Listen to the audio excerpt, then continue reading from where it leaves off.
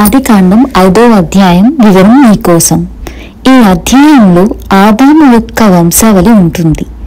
ఆదాముకు షేతు పుడతాడు, షేతుకు ఎనోషు పుడతాడు, ఎనోషుకు కయీనాను పుడతాడు, కయీనానుకు మహలలేలును పుడతాడు, మహలలేలునకు ఏరోదు పుడతాడు, ఏరోదుకు హానాకు పుడతాడు, హానాకు మేతుషేలా పుడతాడు, మేతుషేలాకు లేమేకు పుడతాడు, లేమేకుకు నోవాహు పుడతాడు. అయితే నోవాహు పుట్టినప్పుడు అనుకుంటాడంట లేమేకు, దేవుడు మనిషి యొక్క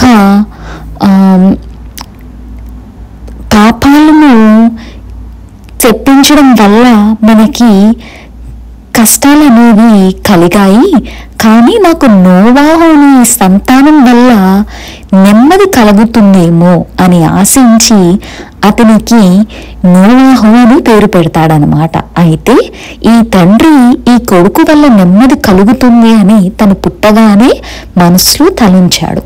అయితే నోవాహుకు 500 ఏండ్లు అప్పుడు 3 సంతానం కలిగారు. వారు షేము, హాము, యాపేతును.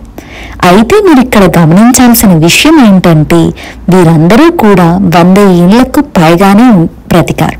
ఈ వంశంలో ఉన్న వాళ్ళందరూ కూడా అది అప్పటికి సాధారణమైన వయసు, అన్ని ఏళ్ళు బ్రతకడం అనేది.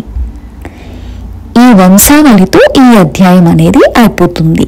మరి వచ్చే అధ్యాయంలో నోవాహు మరియు తన కుటుంబం గురించి వివరంగా ఉంటుంది.